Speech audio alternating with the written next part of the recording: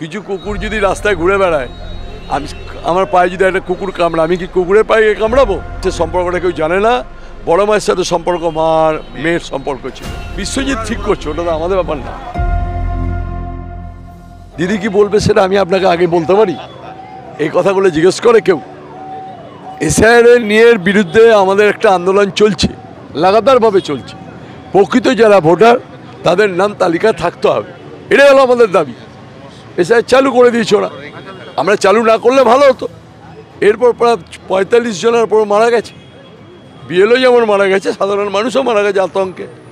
সবাইকে বলছে আতঙ্কগ্রস্ত কেউ হবেন না, সবাই সুষ্ঠুভাবে থাকুন। মমতা বন্দ্যোপাধ্যায় আপনাদের পাশে আছে, নেতা অভিষেক বন্দ্যোপাধ্যায় আপনাদের পাশে আছে, এটুকু বলার বার্তা।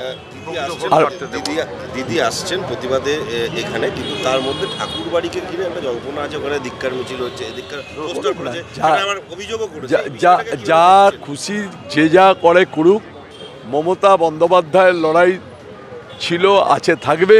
মমতা বন্দ্যোপাধ্যায় ঠাকুর বাড়ির সম্পর্ক যে সম্পর্ক, সে সম্পর্কটা কেউ জানে না। বড় মায়ের সাথে সম্পর্ক মার মেয়ের সম্পর্ক ছিল। সুতরাং কে কী করলো আমাদের কিছু আসি যায় না।